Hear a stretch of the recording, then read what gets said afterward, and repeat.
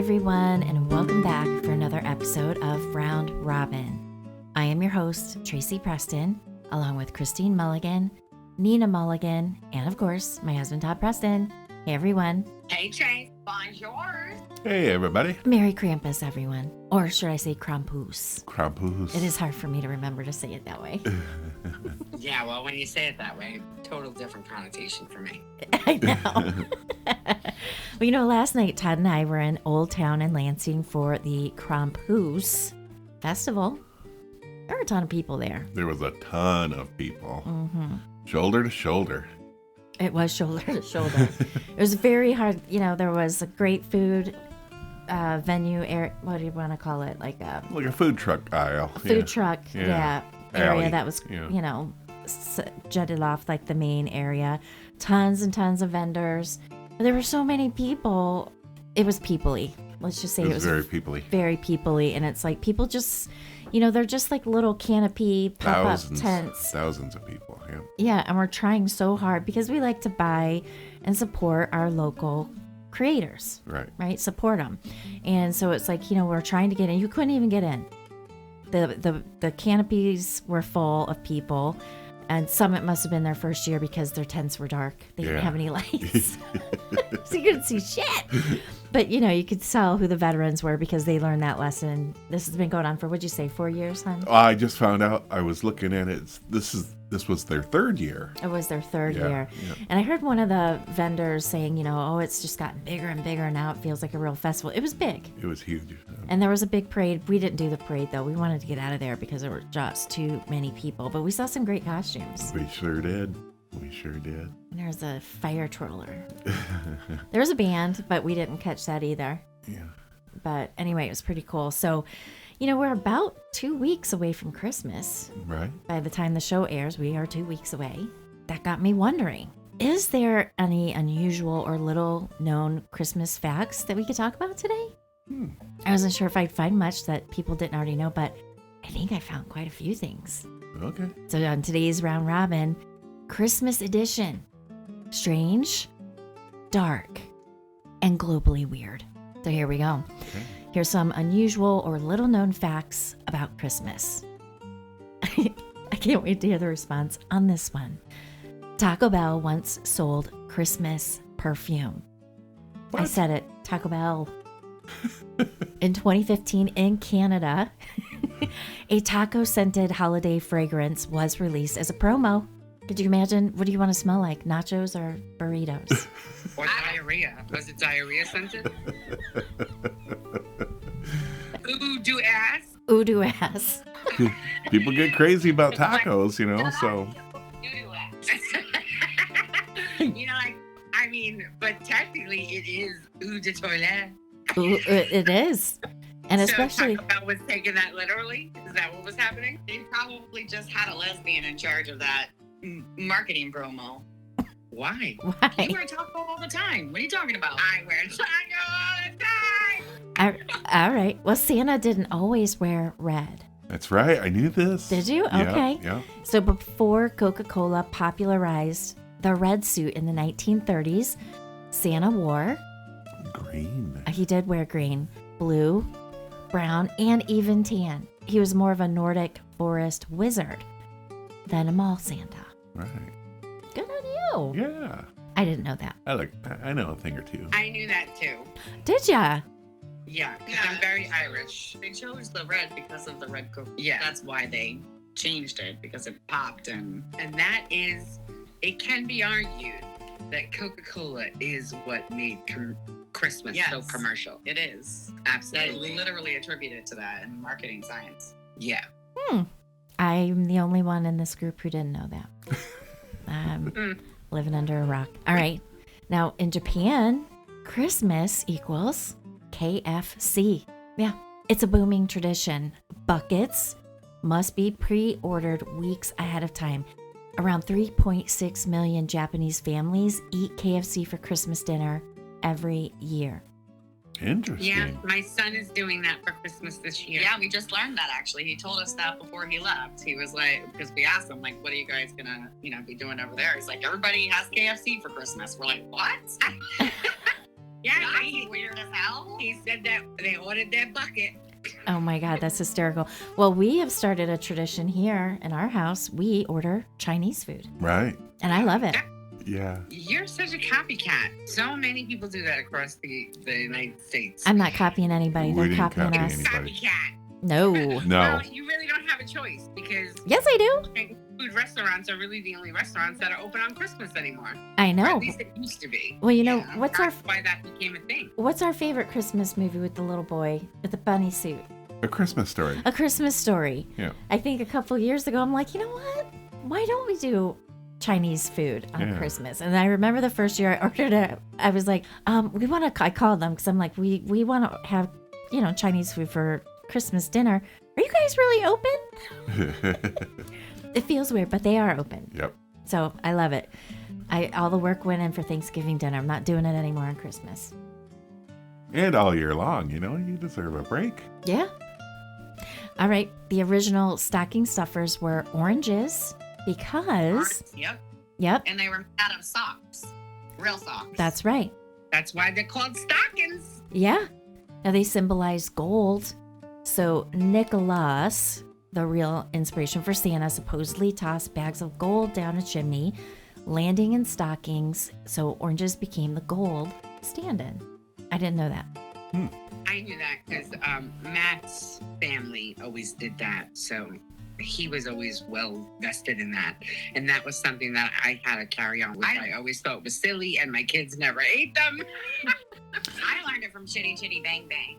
Oh, yeah? Because that was during the war, right? Wasn't that during World War II? Chitty Chitty Bang Bang? I think so. I don't know. I thought that he had come to one. Wasn't he like the colonel of World War I or something? Maybe Oh, it yeah. was. Maybe it was World War One. It was the crazy dad and then Dick Van Dyke. I don't know. Look that up. I'm going to have to watch it again. It's been years.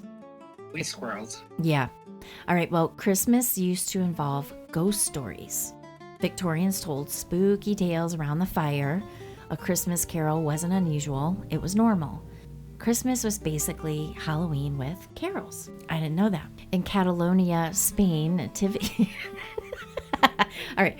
In Catalonia, Spain, nativity scenes include a figurine of a person pooping. It was called a caganer. Considered good luck and fertility for crops. Yes, a tiny porcelain pooper beside baby Jesus. Are you sure that wasn't just Mary pushing out the placenta? Gross. All right. The world's first artificial Christmas trees were made of goose feathers. They were dyed green and wired to sticks. So technically, the first fake Christmas tree was a goose in disguise. Wow. Oh my god, that would be so cool now. Wouldn't it? They still have feather trees. I haven't seen them in a long Huge time. ass put in your living room? You know, I that would never not seen be. that. Like a little tabletop pole. Yeah, I can see it. I can see that. Let's go get the goose. All right. Christmas was once illegal in America. Really? Did you? Yeah. From 1659 to 1681. That's quite a stretch. In Massachusetts. I did it. Celebrating Christmas was a crime punishable by fines. Puritans thought it encouraged laziness and drunkenness. Wow. Those are the facts, Jack. And Puritans. Okay. Can we just revisit how you just gassed yourself up when you said Massachusetts and then you said, I did it? I said I did it. Yeah, because you hyped yourself, you gassed yourself up that you said Massachusetts, right? I did. Because you said Massachusetts, I did it. I really almost interrupted everything else you said after that with my laughter. You did good holding on to that. I can't say that. I can't say that. I cannot say that word. Can't do it. You did. You did it great. She No, said, you I did said, you did a better No, job you than did- normal. no, you I said it just right. was poking fun. thank you. All right. Silent Night has been translated into over 300 languages, including Klingon by Star Trek fans. So somewhere there is a perfectly serious Klingon Christmas. Oh, we're going to have to find it. Yeah. Eggnog has gotten presidents into trouble. George Washington made his own extremely alcoholic recipe, and it came with no instructions, only good luck.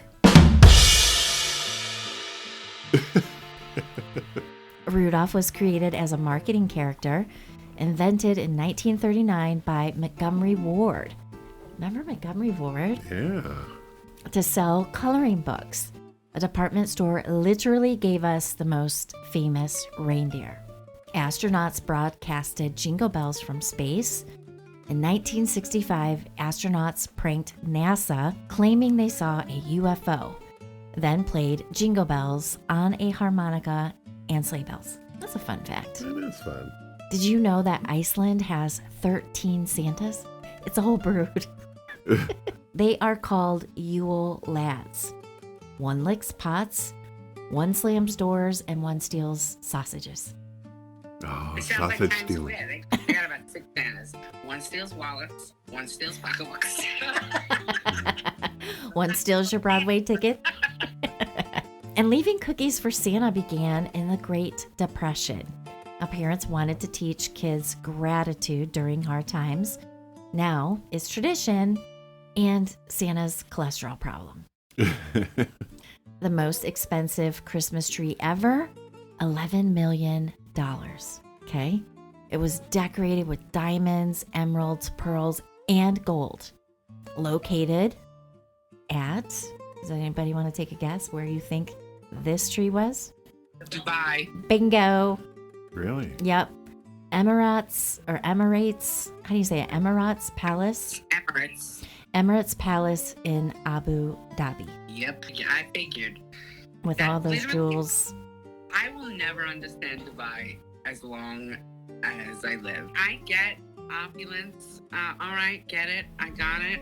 But the things you hear about that are in or come from Dubai are always so ridiculously, nauseatingly extravagant to the degree of insanity.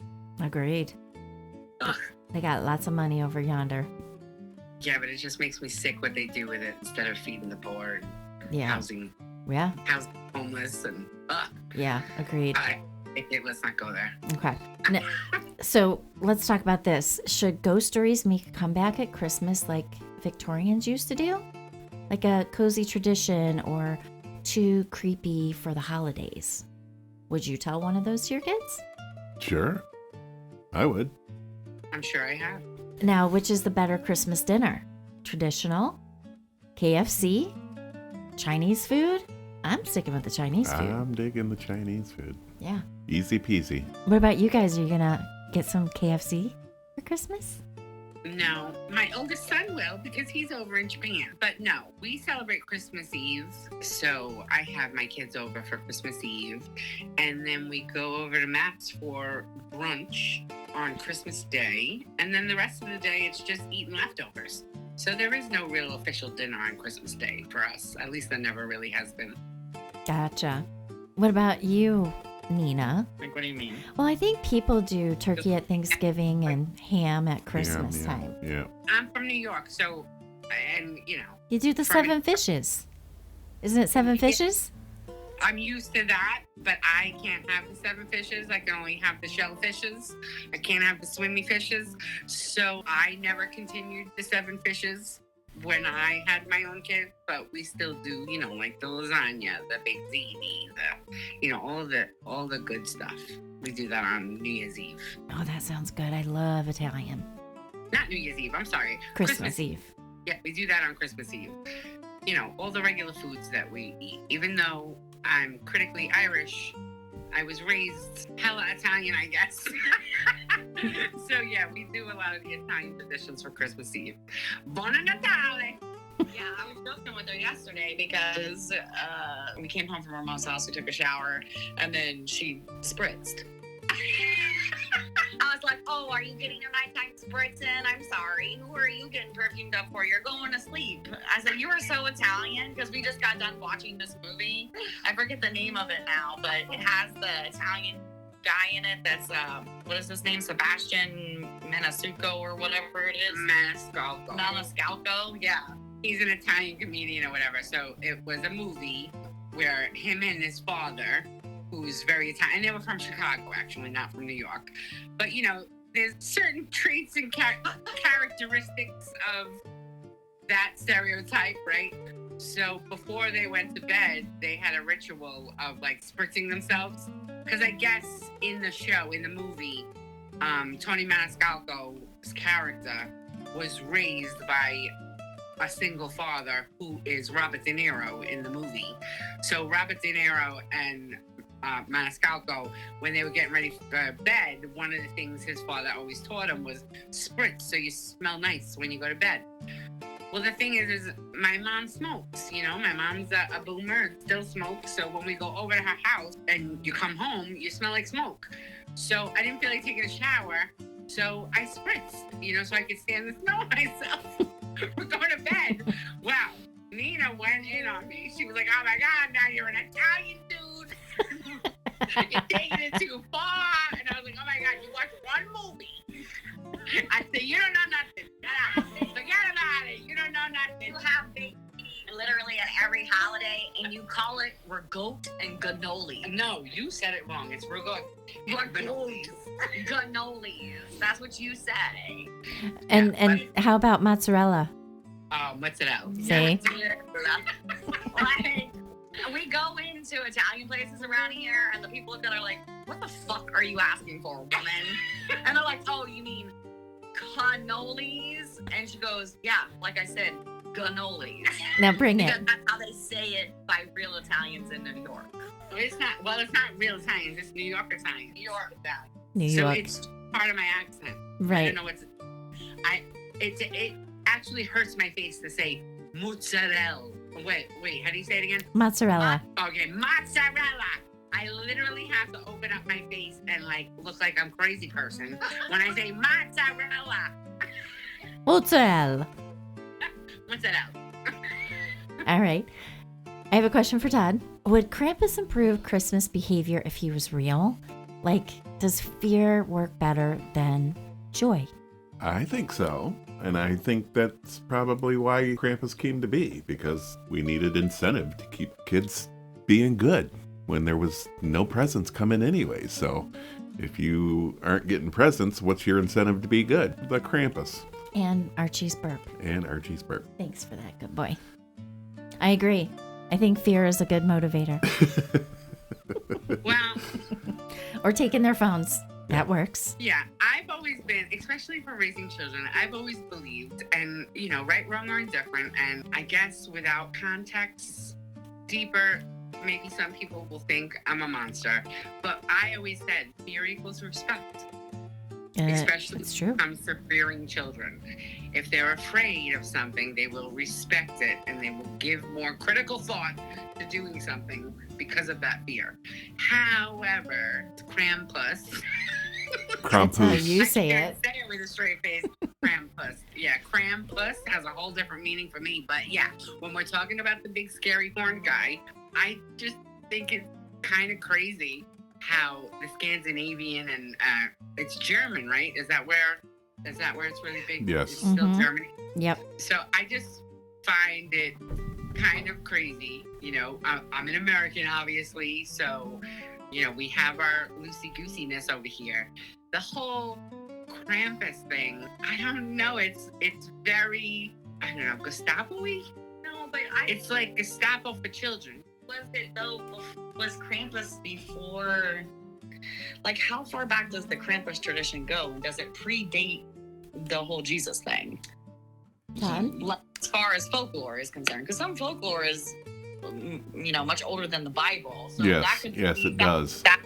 Yeah. So if they had no concept of Jesus and the birth thereof and whatever, then.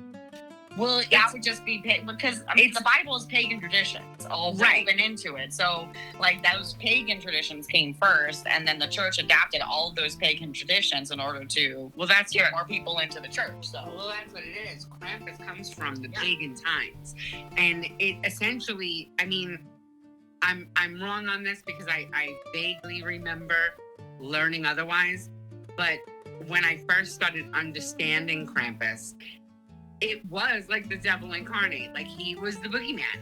He's the devil, aka devil, that's gonna come snatch your soul if you're not a good boy or girl. Yeah, he's gonna grab those kids. Yeah. Do you have a time frame, hon?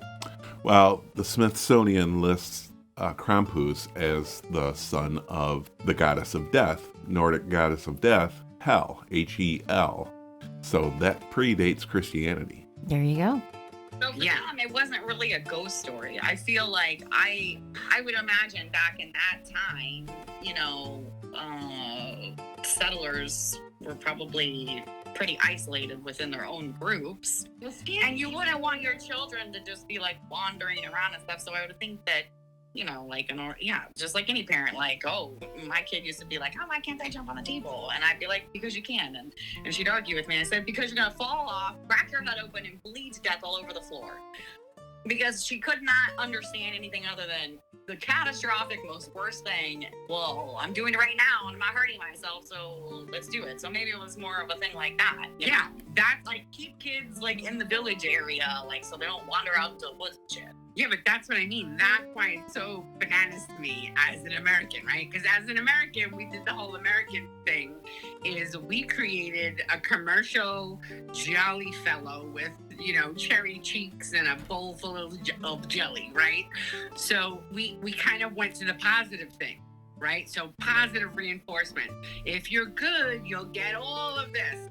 Where Germans and Scandinavian people, they're like, if you don't behave, you will die. That man with the horns is coming to get you. America is the gentle parenting country of the world. It's why probably where we're at today. Exactly. Right. So then basically we're saying Christmas is too sanitized today. Europe had witches and goblins and beast men. Sanitized. And what do you guys say? Real or artificial trees? I like both. I don't like the cleanup of real trees. And I don't always like the smell of them either, because I have had a real tree or two that just smelled like pine funk. It didn't smell like pine freshness. It was pine funk. But I do a very nice looking artificial tree now for the past couple of years, because, I mean, it's also about the earth. You know what I'm saying? Like, it's a lot of trees being chopped down. Yeah. I have that little, you know, hippie side of me that I lean towards green. You know what I mean? Yeah. So I never really liked doing the real trees, but I used to do the real trees when I had kids. I'll never do it again. What about you, babe? I prefer the artificial tree. I've had several real trees, and they, like Christine said, they make a mess, which I don't like.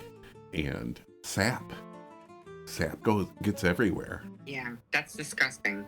All of a sudden, you'll have a sticky spot on a table somewhere, and you're like, where the hell is this from? Oh, or the floor. I mean, I got sap on my carpet in my apartment out in Arizona, and I had to pay for it. So that's one reason not to have a real tree. Yeah, I like not cleaning up, because inevitably, like in the summer months, you're like, where the freak did this pine needle come from? It's in a completely bizarro place. I'm happy we do the fake trees. I'm down with that. Yeah. So I want to ask you guys a few, see if you guys can choose one. And Todd, we'll start with you, and then Nina, and then Christine. So if you had to celebrate one bizarre Christmas tradition, which one would you pick? Now I'm going to throw out a couple you guys probably haven't heard of. So I'm going to label them all, and then we'll start with you, hun, and you pick. Yule Cat. Now this eats you if you don't get new clothes. Krampus kidnaps naughty kids. Catalonia's Caganer, the pooping figurine. Ukraine's spiderweb Christmas trees. Serbian kids get tied up until they give gifts. I like that one. Czech girls throw shoes to predict marriage. Which one would you choose? I like the pooping figurine. Okay. Yeah. Nina? I was gonna go. I'm gonna go. Me first. I'm gonna go with Krampus for what I believe it to mean. All right. And what's Nina's pick? Oh, I'm definitely getting tied up. That's my first Christmas wish. Here we go.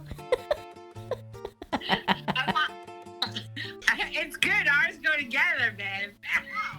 It works. Being kidnapped doesn't sound so bad either. I'm just saying. Hey, shush.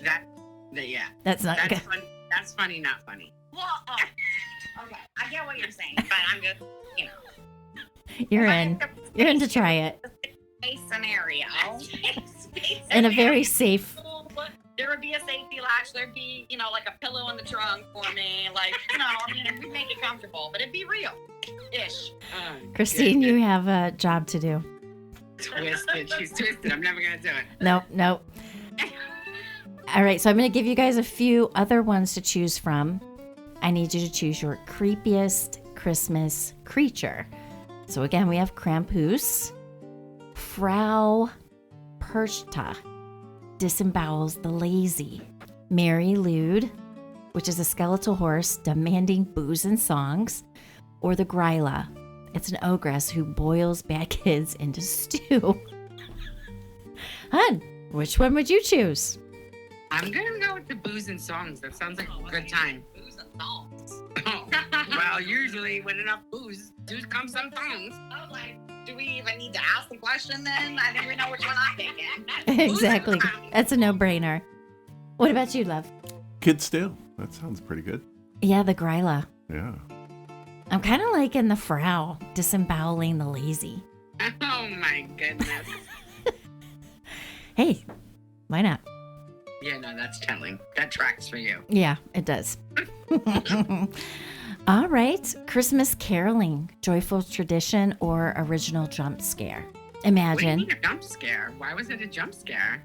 You would just sneak up on somebody and they'd be like, oh, Christmas night! Joy to the world. Christmas tree! Oh. However did I scare thee? Well, imagine a group appearing on your porch in 1890 with lanterns and trombones. That would... Oh, God, if you're worried about that, that's not necessarily a jump scare. I mean, you see them coming, no? No, you're in your house. All of a sudden, rap. Or all of a sudden, they just start, trombones are loud. Yeah, I guess. But no, I used to love Christmas caroling when I was a kid. We used to actually do it. And the reason why we did, I lived, it was city-ish. So a group of kids, we'd get together and we made money. We would do that all the time as kids. We did that in our neighborhood, but I didn't get tipped. Oh, no, we got tipped. This is New York, baby. You got to pay. Oh, okay. And you got to pay big. I never caroled. Did you ever carol? I did a couple times. I think my mom kind of made us a few times. She got all Preston into the group. spirit. Did she make you guys dress up? Yeah, just in our snow clothes. Oh, like she didn't make you get in character? No. Oh. Bad moms. Bad Mom's Christmas. They made them dress up. All right, so what do you guys think about, is over-the-top decorating festive or obnoxious? Like, what side are you on? Clark Griswold energy or minimalist wreath only? I like going crazy with the decorations, but it's also, if I had more time, I'd do more decorating. So we're kind of minimalist right now, just because we've been so busy. But I love Christmas decorations. I do too, but it's a pain in the ass to put away. Yep. It's actually easier to put away than it is to get it all out and set up, actually. I disagree. What about you guys? Yeah, we're definitely minimalists in practice, but I love to go to places that do their whole house up and stuff. Tactfully, though, so not necessarily Griswold-like. So not to the obnoxious level, but I mean, it depends on taste, I guess, when you start splitting hairs. But I love when like the whole house is lit up and there's a scene going on. But I kind of draw the line at all the old style plasticky stuff, kind of, more modern and all about lights and maybe a little bit of other decoration other than light. Yeah, I love going for drives and looking at all that stuff. Yeah, I love that. But I didn't end up with that ginormous big ball of knotted lights. Yeah, but I agree with both you and Todd. I think it's a pain in the ass to put up, and I think it's a pain in the ass to take down. True story. So that is why I'm a minimalist. I do the lighted wreath on the door. I do maybe some lights on the bushes. And I wrap the front trees in lights. And that's it. That's it. I like that people do it. I like to go Christmas light, viewing or whatever. I think what I have a problem with is the people that do new stuff every year. So it's like you're spending hundreds and hundreds of dollars to do some stupid thing one year, and then you throw all that out and buy hundreds and hundreds of dollars of new stuff, and then do that, and then you throw it out because next year is a different thing. That's, I feel like if you're gonna do it, keep it and do it that way until that shit falls apart. It's the consumerism of it all, I think, that kind of takes it away from me. Yeah, I agree. And they certainly make lights so that they only last one season. That drives me bonkers. I've had to replace my lights twice since I'm in this house, and I have only been here for 5 years. It's maddening. As well. I remember with the house that I raised my kids in, I had those same Christmas lights the whole time I lived there. Nowadays, you buy a string of lights and maybe you get 2 years out of them. That's it. Yeah, and they're not cheap. Yeah, it's BS. Yeah, it is BS. So I'm just going to throw out a couple of other bizarre folklore quick facts real quick. Now, I brought up a few, so I'm just going to repeat those. So we have the Mary Lwyd. This is in Wales. And that's that ghostly horse skull on a pole that goes door to door singing and threatening rhymes like you must win a rap battle to deny it entry. You have Frau Perchta, that's from the Alps, inspects children, rewards the good, eviscerates the bad, and stuffs them with straw. That's pretty brutal. I can't even say this word. I'm going to slaughter the hell out of it because it's from Iceland. Jola Katarinen. I think that's pretty good. And it's probably way off. Yeah, the J is actually pronounced. Yo. Yeah. Jola Katarinen. This is Iceland's Yule cat, and it eats anyone who didn't get new clothes for Christmas. Fast fashion suddenly makes sense. Yeah, that's kind of mean. That's like very classic. Eat the poor. Yeah, brutal. That's backwards. Yep. And then there's the Gryla. So this is the mother of the Yule lads. Lives in mountains, cooks naughty children into stew. So winter is basically survival season. The Befana, Italy's Christmas witch, breaks into homes and delivers gifts. Tayo de Nadal. In Catalonia, Spain, this is the wooden log with a face, is beaten with sticks to poop out presents and candy. Yes, it's a gift pooping log. The gift that keeps giving. The gift that keeps pooping. A poop yada, if you will. Exactly. Then you have the La Befana rides her broom, not a sleigh. Ukrainian trees are decorated with spiderwebs. So I brought that up, and if you were wondering, well, what the heck does that mean? It symbolizes luck, inspired by a widow who couldn't afford ornaments. She unleashed the spiders. Then there's the Night of Radishes in Mexico, where towns carve giant radish sculptures. And Norway hides every broom on Christmas Eve so witches can't steal them for midnight rides. A Christmas witch. Christmas witch. I'd love to ride a broom. I wonder. No, you already do. I know. Good. Kick off. All right, well, that's all I have for you guys. So what do you say we jump into our... Wait a minute. Oh. You didn't mention Dominic. Dominic? I don't... Dominic the donkey, the Italian Christmas donkey. La, la, la. La, la, la, la, you know. I love that song. I've never heard of Dominic the you donkey. have. Dominic the donkey? Yes, you have. You've heard that song. The Christmas... Aw. The Italian Christmas donkey. La, la, la. La, la, la, la, you know. Hey! All right, so you want to do our recommendations? Sure. All right. Do you guys want to go first? I can go. I was gonna say, why don't we just do that one we were just talking about? The something about my father or about my father. It was on. Oh, about my father. Yeah. Okay. So that was the movie I was talking about. All right, well, that's not Zero. Christmassy at all. Why does It doesn't have to be Christmas. Oh, I don't know. I was trying to stay with Tracy's theme. You know, Tracy's got a lot of roles. Oh, okay. Well, I was gonna say. I had to put a show together. I want to say it was on Netflix.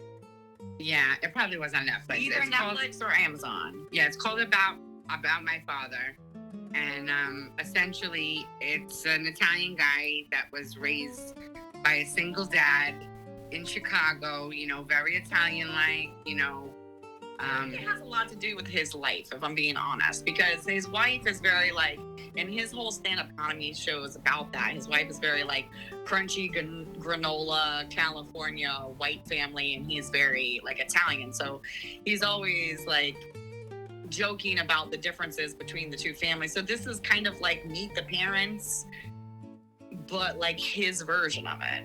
yeah, Like his real life version of it. and how his father is very blue collar Chicago, right? And his wife's family, or wife to be, I think, Yeah.